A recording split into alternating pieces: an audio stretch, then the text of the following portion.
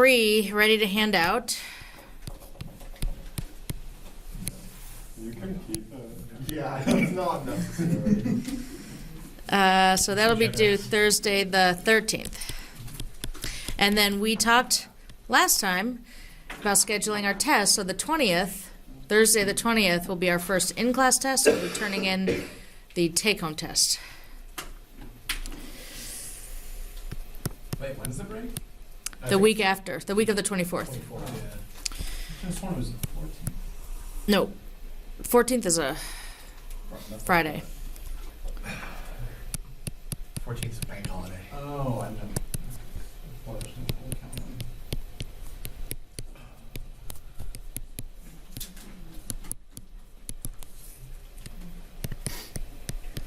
On Tuesday, the 11th, I will hand out a practice in-class test,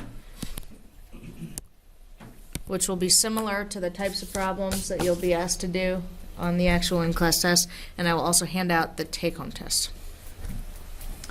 I'm handing out assignment 3 now, so I don't forget to do it at the end of class, but don't start working on it yet.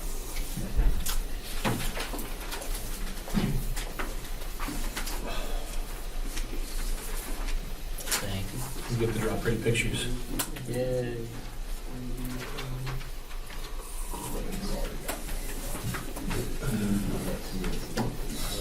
That's ready? What's the name of the guy? You're done. Monty? Okay. Let's see Monty do this. And then if you're gonna do rewrites for assignment 1, those are due Tuesday.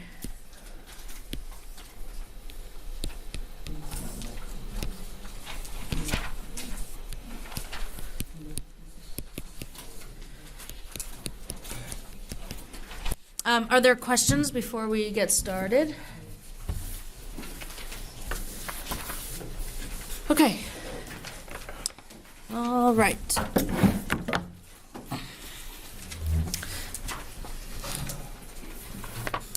All right, then let's begin.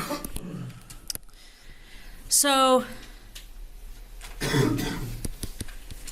when numbers are stored in a computer, they're usually stored in a binary format, which is just analogous to how we write numbers in our base 10. You can use any base that you want to represent numbers. We tend to use a base 10 system, so the number 3,204. Okay, so let's just talk for a minute about how we write numbers and however many years ago it was when somebody decided, oh, we should just use digits and this thing we call place value to represent numbers. Like, if I think about doing arithmetic with Roman numerals is ridiculous and awful, and nobody would want to do that. It's cumbersome. Doing arithmetic with numbers written in base 10, or any base really, is so much easier. So 3,204, the 3 isn't just 3, it's a 3 in that position, which is actually 3,000, right? So the position that the digit is in corresponds to in this case, because it's in base 10, the power of 10 that it's multiplied by, right? So this is really 3 times 10 cubed plus 2 times 10 squared plus 0 times 10 to the first plus 4 times 10 to the 0, because anything to the 0 power equals what? 1. Yeah. So that's what it means. So 3,204 in base 10. That's what it gives us. The computers use a base 2 number system, which is called binary, which you already know. But the binary system, if you're in base 2, you only use the digits 0 and 1. Base 10, you use the digits 0 through 9. If I expressed a number in base 5, I would use the digits 0 through 4. So we have our digits 0 and 1, and the place value corresponds to the power of 2 that's being multiplied by. So here's what? 2 to the 0, 1, 2, 3, 4, 5, 6.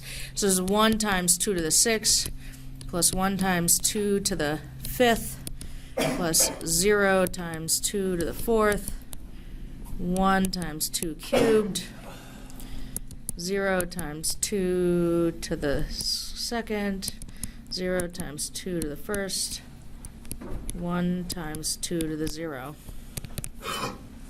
And if we wanted to evaluate this or convert to, I mean, this is essentially the concept that we use to convert from binary to base 10. And I don't know why I decided to make it a whole different example, but I did, so I'm just going to put this down here. 2 to the 6 is 64. What? I'm actually evaluating this to convert it to base 10. So this number 1101001 is, let's see, 64 plus 35 plus, we got that one, we got that one. That's 0. That's 8. That's 0, that's 0, that's 1. 2 to the 5th is 32. Oh yeah, why did I write 35? Are you saying that 2 to the 5th is even? I'm just going to say it's not. Are you saying that 2 to the 5th is not an odd number? That's crazy. What does that give us? 96, 104, 105? So, now I've got this equation that looks a little wonky because that equation seems not true, and we should take issue with how I've written it. Okay, there's information missing from this. I want to be clear. It's not that I'm saying 1,101,001 is equal to 105. I want to indicate that I've switched bases. So I'm going to say this number on the left is written in base 2 by just writing a little subscript 2, and then over here that's in base 10 by writing a little subscript 10. Yeah. Would we be allowed to do it so like 0 be at the start of the binary number? Is that what you would do it like? You mean like a leading 0? You would do like 0B over there, which stands for this is base binary.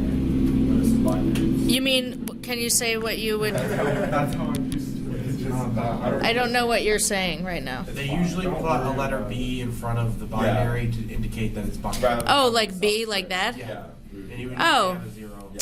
I mean, you could, yeah, I think that would be okay. If it's, I think that would be okay. When you get into bases that are bigger than 10, and we're not going to get into bases that are bigger than 10, we don't need to, but like in other courses you might use like hexadecimal, which is like base 16, and so then you do actually use letters as digits, right? Because we need more than 0 through 9. So you just want to be careful about that. Yeah, so if you want to do that, you can. I'm going to stick to the subscripts because that's how we do it in mathematics.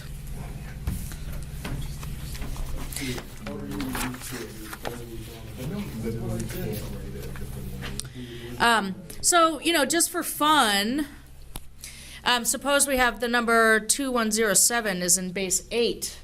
We could use any base we want. I know that if that number 2107 is written, I know it cannot possibly be binary. I know it can't possibly be ternary, base 3. Why do I know that? There's a 7 in it. Yeah. 8 is the smallest base that could be written in, but it could also be a base 9 or base 10 or whatever. So if this is in base 8, we're going to find the decimal expansion, meaning like the base 10, write it as a base 10 number. Wait, I'm sorry. How do you know it's not in base 3? If it's not if it were base 3, you would only have digits 0, 1, and 2 available. Yeah. So you look at the largest digit, and then the smallest base that number could be written in is 1 more than that. Gotcha. So as a base 8 number. So now base 10, I'm just counting the place values, 0, 1, 2, 3. So that's 2 times 8 cubed plus 1 times 8 squared, 0 times 8 to the first, 7 times 8 to the 0. 8 cubed, hold on, 2 cubed, that's 2 to the 9th, or 512, times 2 is 1024. 8 squared is 64, that's 0. 7 times 8 to the 0 is 7. That's 1,088 plus 7 is 1,095. And so 2107 base 8 is 1095 base 10.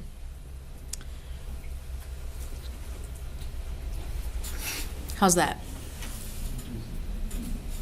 Are we gonna have to do proofs for these? There's not exactly. I mean, some of it's just doing out the work to show how you get from one base to another, right? So we want to show work. There's there are problems where we do a conversion and we require a little bit of like explanation and supporting our result, and I'll talk more about that when we get to it. So if we take, how are you guys doing over there? Hey Adam, can you like get them to just? I have a question. Can you write Yeah. 0E for 8 base 8 if we wanted to? 0E, it's just. No. I'm just gonna say no, okay? I like to represent binary with a little sun diagram. Your little sun diagram. Sun diagram. The Mario Party sun. Oh man. Griffin's Wow, going over Zach there. and Griffin like want this class to last as long as possible, because I literally just have to stop and wait for you to be done. They just don't want to drive home in this. That's they Yeah, just wanna stay it's here. not even snowing anymore. Still snow on the road though. No, because that's how you write it if you're coding. If you're coding, that's how you write. It's not that hard, Griff. It's just annoying. Do we want to end class before, 10? Yeah. Okay. All I don't mind right. staying. You be quiet. Okay.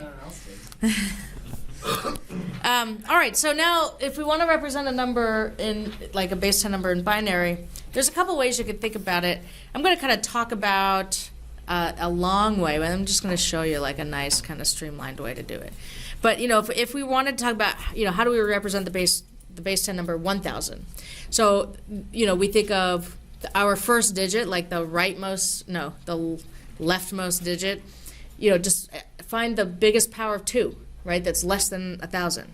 So 2 to the 9th is 512.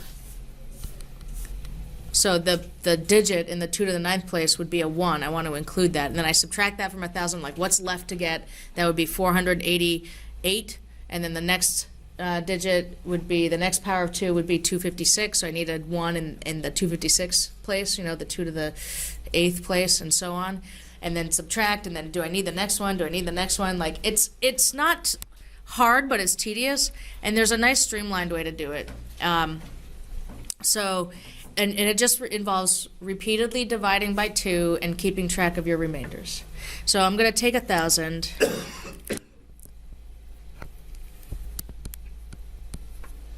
And I'm using upside down division boxes, okay? And I'm dividing by 2, and then I'm just going to keep a column to the right of it where I keep track of the remainder. So 1,000 divided by 2 is 500, remainder of 0, right? Divide that by 2. I get 2, remainder of 0. Divide that by 2. 125. Remainder, 0. divide that by 2.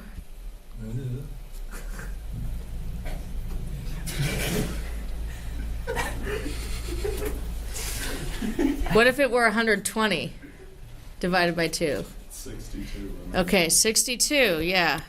Remainder, 1. Divide that by 2. 31. With a remainder of 0. Divide that by 2.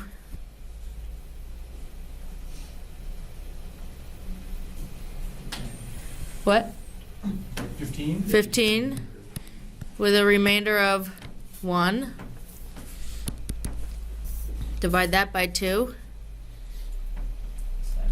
7 with a remainder of 1.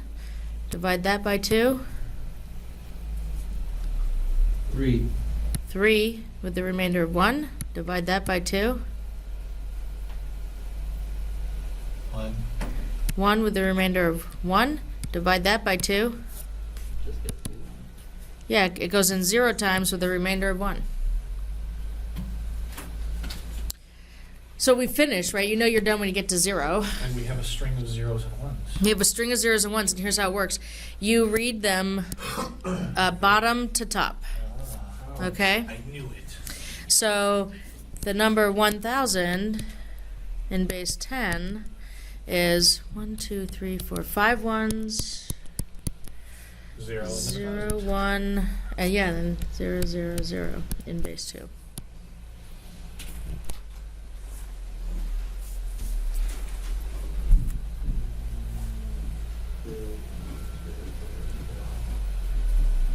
How's that? Tedious. Really? This is the easier way. Wait, that's the easier way? Yeah. I don't know. I thought we were doing the hard way. No, she started The hard way- and crossed it out. 'cause Yeah, it's the hard, like if I were to do this the hard way, I would say the highest power of 2 that's less than 1,000 is 512, right? And 512 is 2 to the 9th. So that's my first digit. So 2 to the 0, 1, 2, 3, 4, 5, 6, 7, 8, 9. So I need a 1 in the 2 to the 9th spot. And then I take 1,000 and I subtract 512 and I get 488. And then the next highest power of 2 that's less than 488 is 256. That's 2 to the 8th, so I need a 1 there. And then I subtract 256. And that gives me 230. 232. So then I need 128, so that's the 2 to the 7th spot. Subtract 128. 156. No, yeah. Wait, hold on, let me do this. 154. Sorry. 50. Am I not, 104. 104. Yes. That makes sense. So then that's 2 to the 7th. So then the next one. Oh, it's 230. For some reason I thought it said 252. So. Oh, yeah. So, and then the next highest power that is less than 104 is 64, so we need that one. And we subtract it, and we get 50. And then the next highest would be 32, so I need that one. That's 2 to the 5th minus 32. That's 18. So 2 to the 4th is 104. that's 40. Thank you. Hold on. So that 40 minus 32 is 8. Yes, right? Yep. Okay. All right. Good. So the 2 to the 4th is too big. 2 to the 4th is 16. That's bigger than 8, so that's a 0. And then we have, and then we need the 2 to the 3rd. That's 8. And then that's a remainder of zeros. The rest are zeros. That's the tedious way. If you could do it that way, if you want to, that's fine. Just make sure you show your root code. Yeah.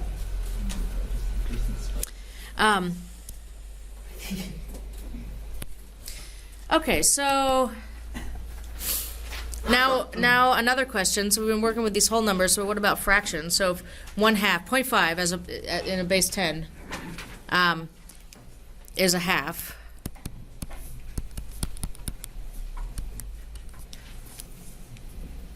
As a base 2 number, how do we write it? 0.1, and here's the connection I want us to make. 1 over 2 to the 1st is the same as 2 to the negative 1, right? The negative exponents indicate when something's in the denominator. So when you have a negative exponent, that indicates that we're going to the right of the decimal point. And it's 2 to the negative 1, so it's the first spot to the right of the decimal point.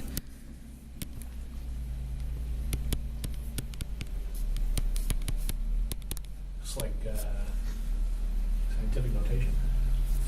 Kind of.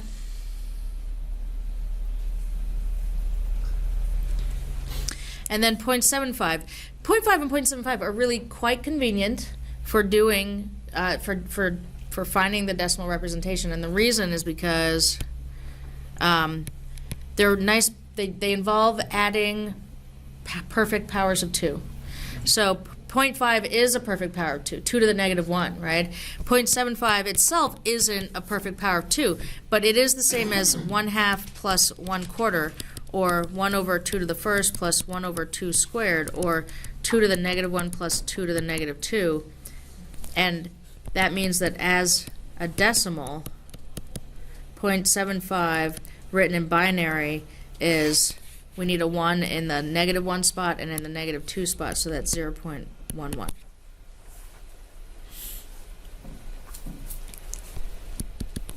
We're going to do some more interesting calculations with decimals in a little bit, but first, I thought it would be fun to do a little arithmetic. You know, as we do, yes. Is it possible to have, like, with the decimal binary, like 1 to the left of the decimal? What does that mean? You mean like a 1.11? Yeah. Yeah. What would that look like in base 10? Would that be like 1.5 or 75? Well, like 1.11 in base 2 is 1 times 2 to the 0 plus 1 times 2 to the -1 plus 1 times 2 to the -2.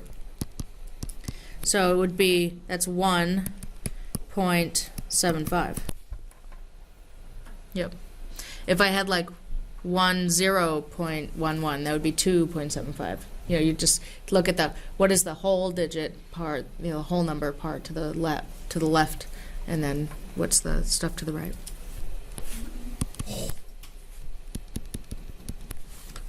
A little bit of arithmetic.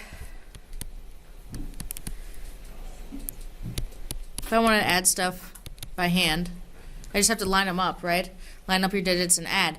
Now, when we do a base 10, it's when we get to 10 or greater that we bring down the 1's digit and carry the 1. Now that happens whenever we get to 2 or 3, anything 2 or bigger. So like 0 and 1 is 1, nothing to carry. 1 plus 1 is 2, so that's 0, carry the 1, right? In binary, 2 is 1, 0. Then I've got 3 that I'm adding, right? So that's 3 in binary is 1, 1. Carry the 1. 1, 1 is 2, that's 0, 1, or 1, 0, so 0, carry the 1. And then that's 2, so we put down the 1, 0, and that's basically it. I don't want to belabor this too much because we have some more fun things to do, but I'll just do one more. Here we have numbers like what Zach was just asking about, because we have numbers to the left of the decimal as well. And when we do something like this by hand, we do it just the way we do it in base 10. We have to line up the decimal points. So and that's 0, 1, 0, 1 decimal, and then 1. So let's do this. What's the first one? Starting on the very right. 2 carry, so 1 carry the 1. 0 carry the 1. Yep. And then? 0 carry the 1. 0 carry the 1. Sorry. My phone is ringing. 0 carry the 1. And? 0 carry the 1. 0 carry the 1. 1. Bring down the decimal point. Now what? 0 carry the 1. 1. 0, 1, 0 carry the 1, but then I'm just going to bring that down, right? Cool. Is that fun? Yeah. Kinda, yeah. Questions on, La, la, right? la, la, la, la. What a, yes. And then it ends with Lou at the end.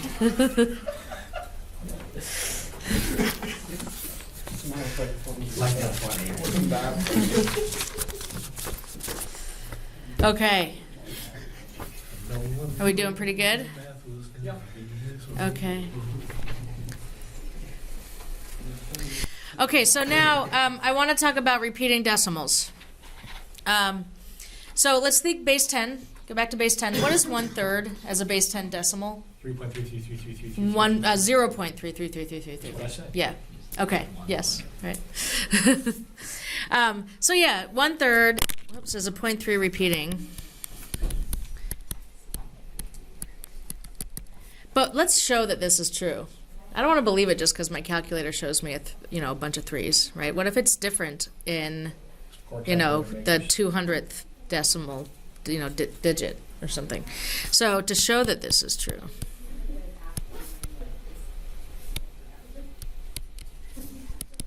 we're going to do a little algebra. This is where we get into, it's not exactly writing a proof, but it's the thing that's as close to writing a proof where we might have to put in some words to kind of help bolster what we're saying. So to show that this is true, we're going to use a little algebra.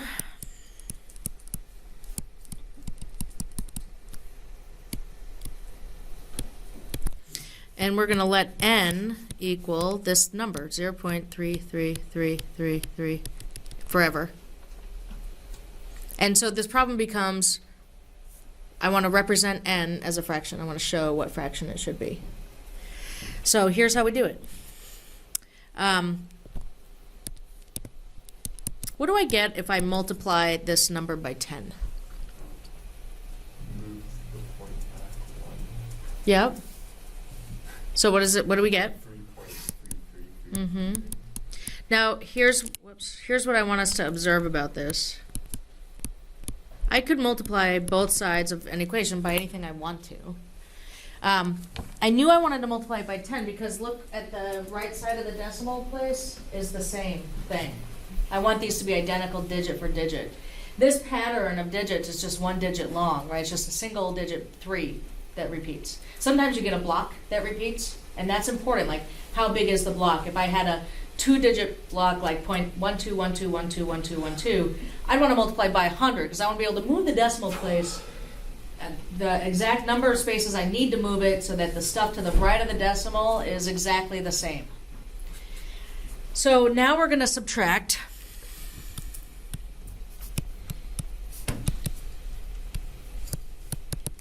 So I've got 10n, which is 3.333, minus n, which is that. I'm just going to do the subtraction. 10n minus n. On the left side, what do I get? 3? No, on the left side of the equation. Oh, you just get 9n. 9n, Yeah. right? Like 10n minus 1n, basically. Yeah. And then what do we get on the right side? 3. 3, right? Because these line up perfectly. That's why I wanted these to line up perfectly, is because I'm subtracting something from itself. Even though it goes on forever, the whole right expansion of that decimal is the same. So those cancel, and then I have 3 minus 0, which is 3. And now let's solve this equation for n. Let's divide by 9. What do we get for n?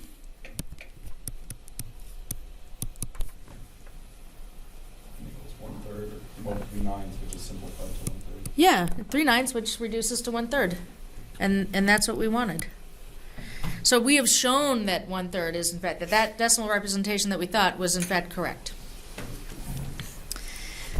So when you're finding a binary representation for like a fraction that isn't maybe quite as simple as 1/2 or 3/4 or I don't know, 5/8 or something that involves like perfect powers of 2. What we start with by trying to devise like a guess of what that repeating pattern might be, and that's what it is. So, like the ones that are interesting are the ones that go on forever, and they maybe have some repeating pattern. And we just want to figure out what that is. And then the second phase is this part where we do the algebra and show that we're right about it.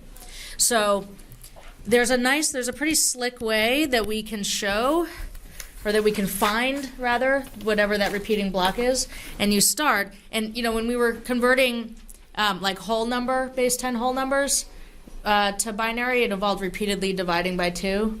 Now we've got this fraction that we're looking for, trying to find like a base 2 like decimal, and it's going to involve repeatedly multiplying by 2. So we take the number 1/3, and then we multiply it by 2, and that gets us 2/3. So first of all, 1/3 itself as a number is less than 1, yeah? I think we can all agree on that. So what that tells me is that so far I know it's 0 point something. Okay, it's less than 1. This, when I multiplied 1/3 by 2, I got 2/3, which is less than 1. Yeah. So that means my next digit is a 0. Then I'm going to take this 2/3, bring it down here, and repeat. 2/3 times 2 is 4/3. Now that is bigger than 1, yeah? Yeah. So that means my next digit is a 1. Next, this 4/3, I'm going to write it as a mixed number. 4/3 is 1 and 1/3. So I take the fraction part and I start again. And now I think we know how this is going to go because we're kind of back where we started. We multiply it by 2, we get 2/3, which is less than 1, so that's a 0. What do you think we're going to get the next time? 1. So as soon as I repeat, right, as soon as I get to this spot and I repeat and I'm back where I started, that's where I'm like, okay, I think I got my pattern. I think my pattern is just 0, 1, 0, 1, 0, 1 forever and ever. Because we can sort of see that that's how it's going to shake out. And then what we need to do next to finish this is the algebra part to show that we were right. So what we're going to do is say, okay, this is our guess. Let's let n equal that number. Now this time, this repeating block of digits is 2 digits long, right? What I want to do is I want to make a new number like we did up here. We said, oh, if I multiply it by 10, I've got another number. And it worked out nicely when I subtracted it, like everything canceled out.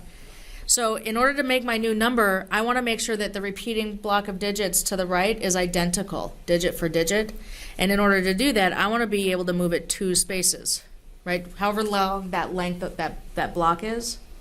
Now this is base 2. What do I have to multiply by to move it 2 spaces? 4, right? 2 squared, right? So our next number is going to be 4n. And 4n just allows me to move that decimal point 2 spots, so I get 1.010101. Lol, lol, lol, lol, lol. And now we'll subtract. We're subtracting n, which equals 0.01. So here's where I have to be a little careful. We said let's multiply both sides by 4. We knew what it meant to multiply both this side by 4 and a base 2, that we're moving at 2 spots. But I'm abusing the notation a little bit, like 4n. I'm using base 10 over here. These numbers are still written in base 2. And I have to keep that in mind. Now, it's not going to make a huge difference in this problem because on the right side, when I do the subtraction, what do we get? 1. And as it turns out, 1 is written the same way in both base 10 and base 2. But if I did the subtraction and I got 110, I'd have to understand that that's a base 2 number and I need to convert it to base 10 if I'm looking for the fraction. So we get 1 on this side, on the right side. On the left, what do we get? 3n. And now we can solve for n. Whoops. And we get n equals 1/3, as we suspected. Huzzah.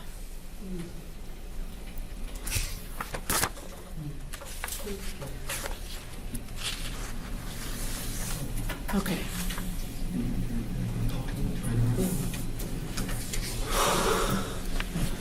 Okay, all right.